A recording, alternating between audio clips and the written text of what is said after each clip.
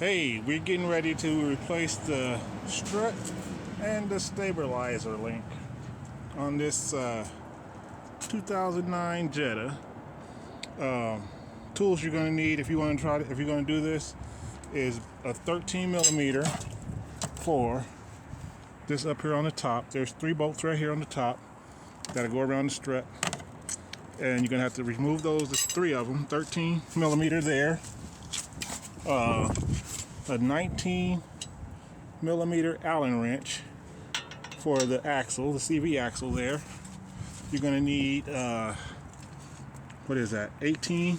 I think that's 18 right here. What's that? Yeah, 18 millimeter for the bolt side of the strut. And then, where'd it go? It's a triple square. I just had it. Well, we got a triple square that goes on. Here it is. Over here. It is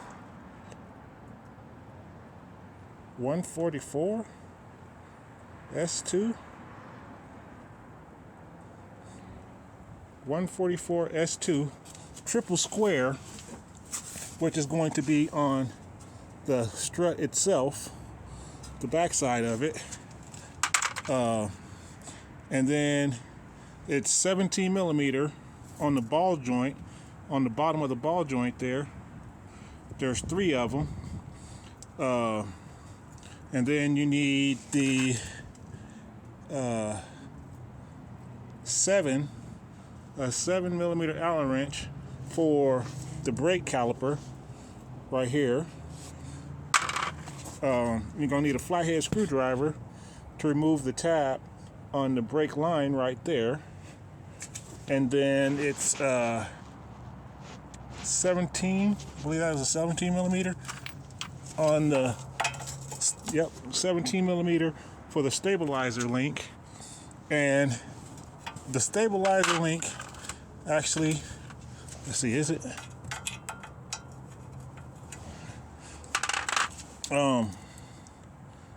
The new stabilizer link, the 7 millimeter fits the inside of, nope, that's not the 7.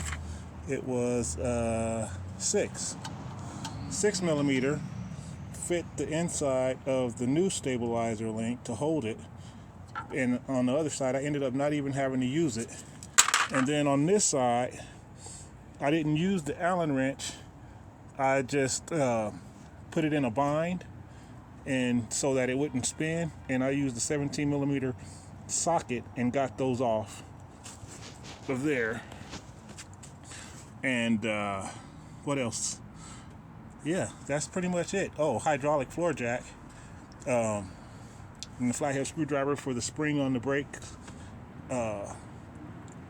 And you should be able to, that should be, 10 millimeter.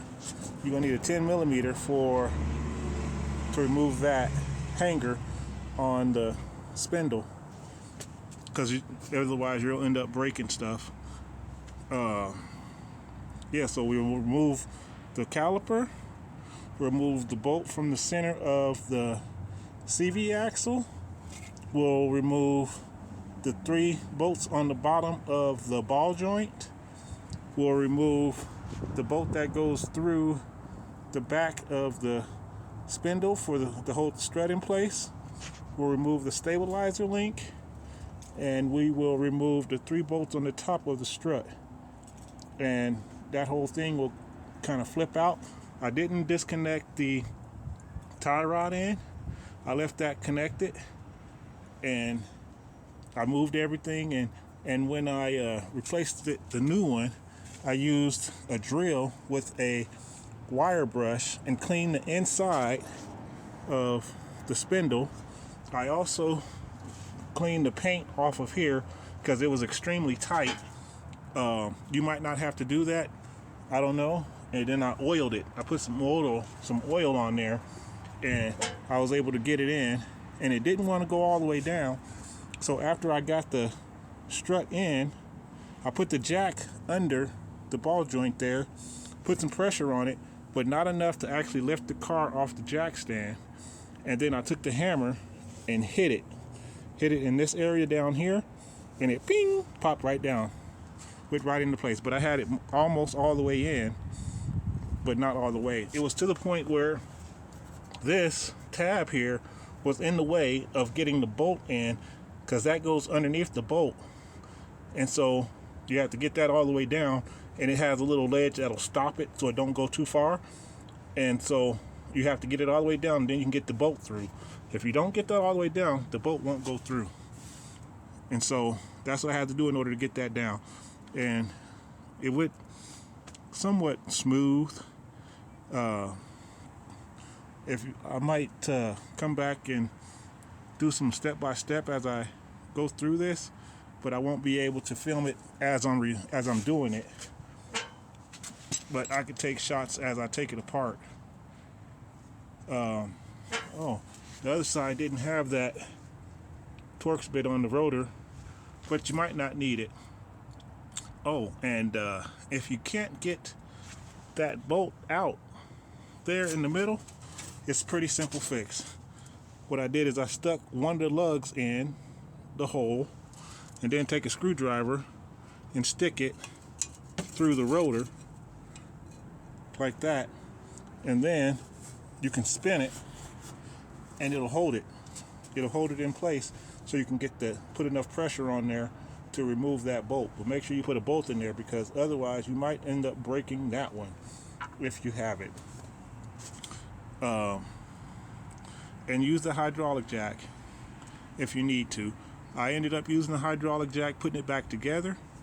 I got the strut started, and then I needed to push it up, so I had the lower control arm push down kind of out of the way, put the jack on the ball joint, and lifted the whole thing up in order to get those bolts in at the top up there to hold it in place. The other thing I ended up having to do was this was not quite lined up, so I took a screwdriver and I had it down a little bit.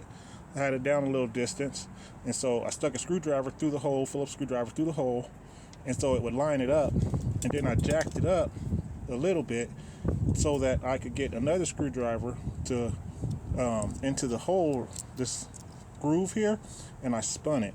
I spun it a little bit with that second screwdriver, holding it in place, and spin it a little bit so that the other holes would line up. And then once I got it lined up, I went ahead and stuck the bolts in, and I was able to let the jack down and tighten it up.